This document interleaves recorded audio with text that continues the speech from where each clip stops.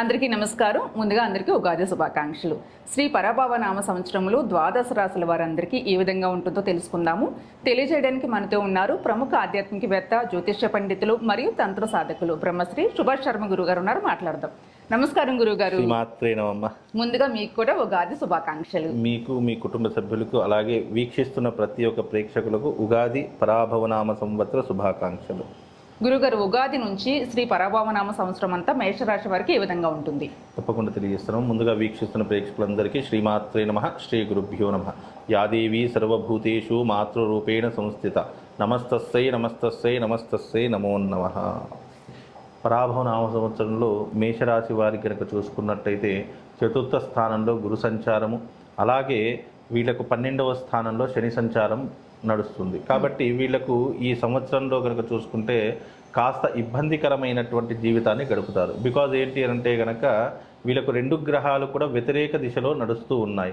తద్వారా ఏమవుతుంది అంటే కనుక 12వ స్థానంలో శని సంచారం అనేటటువంటిది ఆరోగ్య భంగాన్ని సూచిస్తుంది.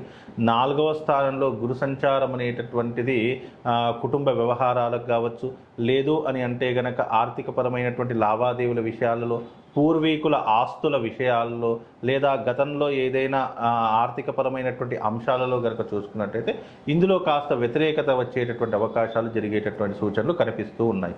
అయితే మేషరాశి వారికి ఏలినాటి శని ప్రభావం కూడా ప్రారంభ దశలో ఉంది కాబట్టి కాస్త ఇబ్బందికరమైనటువంటి జీవితాన్ని అనుభవించేటటువంటి అవకాశాలు ఏర్పడతాయి. ఇప్పుడున్నటువంటి ఈ పరిస్థితులు, ఈ గ్రహ ఫలితాలు అనేటటువంటివి జూన్ 1వ తారీఖు నుండి నేను చెప్పే ద్వాదశ రాశుల వారందరికీ కూడా వర్తిస్తాయి. ఎందుకంటే జూన్ 1వ తారీఖు రోజునే గురువు మిథునం నుంచి కర్కాటకంలోకి అడుగు పెడతాడు. కర్కాటకంలో అడుగు పెడితే గనక మేషరాశి వారికి 4వ స్థానంలో గురు సంచారం అనేటటువంటిది ప్రారంభమవుతుంది. ప్రస్తుత కాలంలో 3వ స్థానంలో, తదుపరి 4వ స్థానంలో సంచరిస్తాడు. కాబట్టి కాస్త ఇబ్బందికరమైనటువంటి వాతావరణం ఏర్పడుతుంది. కాబట్టి కాస్త మేషరాశి వారు ఎవరైతే ఉన్నారో జాగ్రత్తగా ఉండే ప్రయత్నం చేసుకోవాలి. రెండవ విషయం ఏమిటి అంటే ఖర్చులు తగ్గించుకునే ప్రయత్నం చేసుకోవాలి. ఇతరుల విషయాల్లో అస్సలు జోక్యం కూడా చేసుకోకూడదు. మన పనేంటో మనం చూసుకొని ఇంటి పట్టున ఉండడం చాలా ఉత్తమమైనటువంటి మార్గంగా సూచించబడుతుంది. 12వ స్థానంలో శని సంచారం కాబట్టి ఖర్చులు అధికంగా అవుతాయి. అవసరానికంటే అనవసరమైనటువంటి ఖర్చులే ఎక్కువగా ఉండడము, లేదు అనంటే కనుక ఎవరినైనా నమ్మి డబ్బులు ఇచ్చి మోసపోయేటటువంటి లక్షణాలు ఏర్పడము, ఇలాంటివి ఎక్కువగా జరుగుతాయి. లేదా ఆస్తులు అమ్ముకోవడం కావచ్చు, లేదు అనంటే కనుక తాకట్టు పెట్టవచ్చు, బ్యాంకు రుణాలు తీసుకునేటటువంటి పరిస్థితులు చాలా మట్టుకు మేషరాశి వారి యొక్క జాతకంలో ఏర్పడతాయి. కాబట్టి కాస్త జాగ్రత్తగా వ్యవహరించేటటువంటి పరిస్థితిని ఏర్పాటు చేసుకోండి. అలాగే కుటుంబం పట్ల శ్రద్ధని ఏర్పాటు చేసుకోండి. ఈ మే కాలం నాటికి వీళ్ళకు ఇంటి యందు ఏదన్నా శుభకార్యాలు చేసేటటువంటి పరిస్థితులు మాత్రం ఏర్పడతాయి.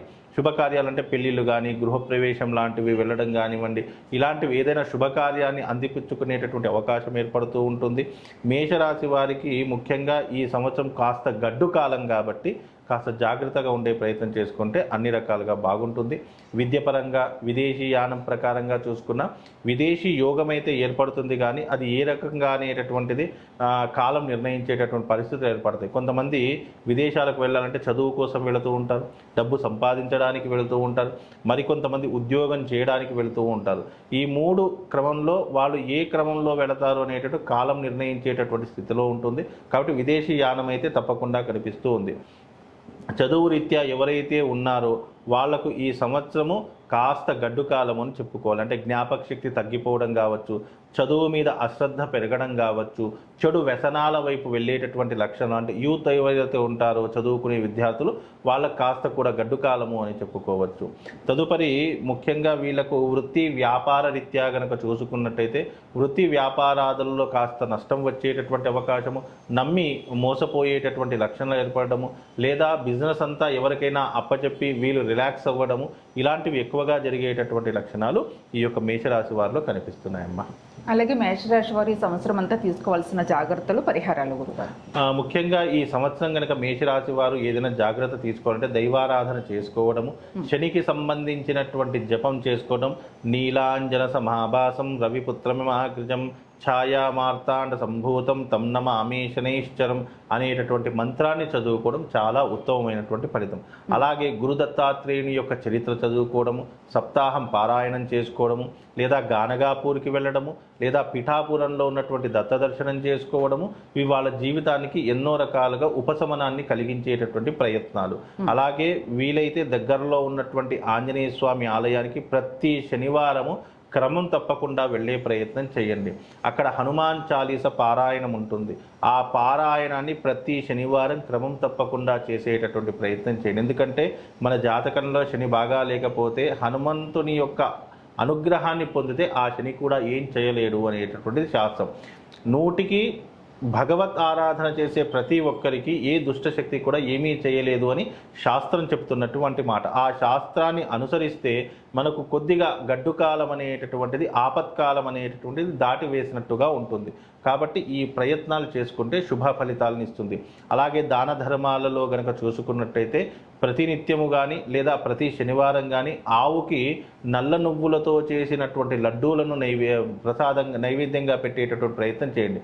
అంటే నల్ల నువ్వులు లేదా తెల్ల నువ్వులైనా పర్వాలేదు, నల్ల నువ్వులు లేదా తెల్ల నువ్వులు బెల్లముతో కలిపి ఆవుకి పెట్టేటటువంటి కారణం చేత తప్పకుండా వాళ్ళకు గ్రహదోషాలు నివారణ జరుగుతాయి అని గోశాస్త్రంలో చెప్పడం జరిగింది. ఎందుకంటే మనకి ఏదైనా గ్రహదోషాలు ఉంటే ప్రత్యక్షంగా గోవికి ఆహారం పెడితే మనకున్నటువంటి గ్రహ బాధలు కూడా తొలగిపోతాయి అని శాస్త్రంలో చెప్పినటువంటి మాట. కాబట్టి మేషరాశి వారు ఈ ఫలితాన్ని చేసుకుంటే ఈ తప్పకుండా శుభ ఫలితాలు అనేటటువంటి వాళ్ళకి కలుగుతాయమ్మా. చక్కగా చెప్పారు గురుగారు. నమస్తే. శ్రీమాత.